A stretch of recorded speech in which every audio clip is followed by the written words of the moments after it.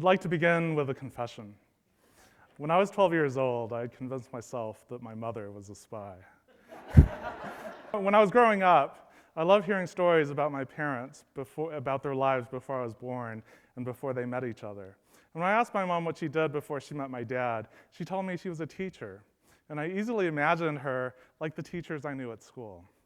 And one day when I was 12, I was rifling through a shoebox of her old photos. I was looking at pictures of her as a child and in prep school and in college, and her life as a young adult. And then I saw a picture of her as a teacher, and she was standing in a classroom giving a lesson. But two things about this picture really struck out to me. The first was all her students were Marines, and the second was there was a map hanging behind her, and it was one of those topographic maps. So you can imagine the kind of conclusions that my 12-year-old mind had drawn. So the reason why I'm sharing this with you today is that this was the first time in my life that I could recall having my assumptions about learning being challenged. Prior to that moment, I thought the sole province of learning was childhood. So given that conclusion and the fact that my mom wasn't really lying to me, one could call this a small but useful deception. So as I talk about learning and design today, I'd like to introduce another small but useful deception. And this actually turns out to be pretty sound design advice. And it's this. Imagine that everything you design is alive. I'm talking everything, from a thumbtack to a space station. And when we start thinking about all of these objects that surround us as living, learning entities, well, the first thing you might ask is, well, what would these objects possibly be learning about? Well, for starters, they'd be learning about us, and they'd be learning about other objects, much in the same way that we learn about objects in our everyday environment. This way of thinking about things has a couple of really meaningful implications. The first of which is it reveals the kind of emotional impact that our surroundings have on us. And a really easy way of illustrating this is that we can often infer personality traits from everyday objects, whether they be direct and impolite, or friendly and inviting, or they display a kind of delicate genius.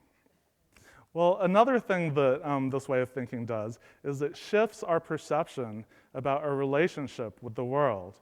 And rather than thinking of ourselves as somehow separate from our surroundings, that we become a thread in the fabric of our environment, that we become part of a continuity of context.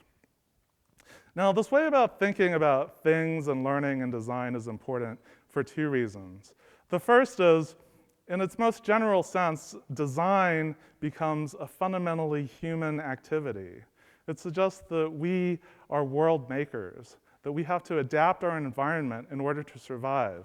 And as Dan Leahy pointed out earlier this morning, we do so in order to rise to the challenges that we face as individuals, as a society, and as a species. Because, as Mihai Csikszentmihalyi said, the universe was not built for our happiness.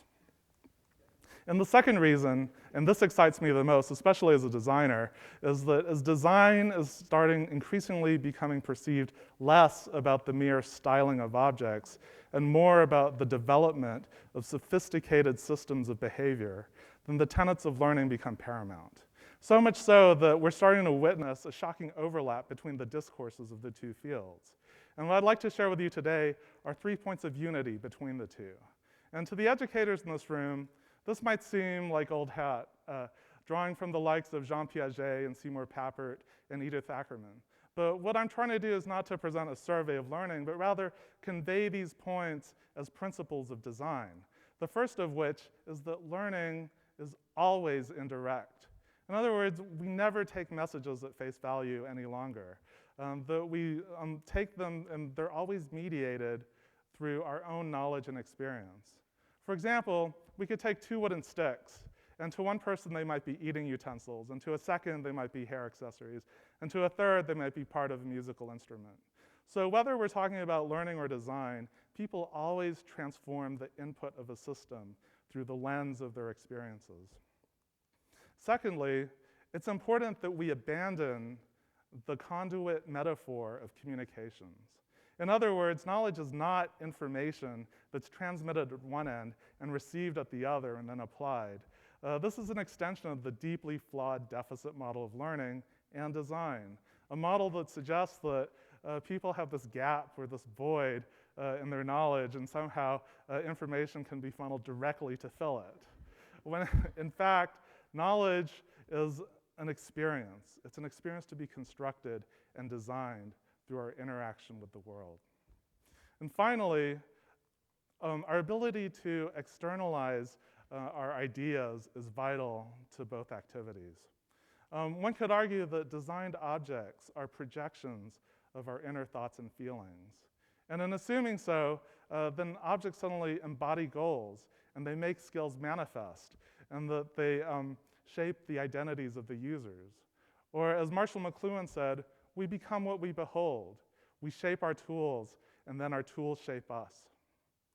So what I'm trying to show is just a glimpse of the wealth of knowledge that the field of design can glean from learning, from this rich tradition. I'd like to go back to the moment when I saw my mother's photo. And I was so surprised and shocked that I immediately put the photo back in the box and put the box away. And even as a 12-year-old child, I knew then that I would not ask about what I had seen until a couple weeks ago. So I called my mom. And I asked her for permission to share this story today. And she was tickled by my account of discovering this picture. And she acknowledged, yes, she had been a member of the intelligence community. She was recruited right out of college. And so finally I asked her the question that I kept with me all these years. I said, so Mom, what was it that you were teaching? And she said, I can't tell you. Even though that race was finished long ago. And her answer reminded me of the words of H.G. Wells, who said that the future is a race between education and catastrophe. And I like to take the optimistic stance and assume that we will prevail, especially in part through learning by design. Thank you for listening.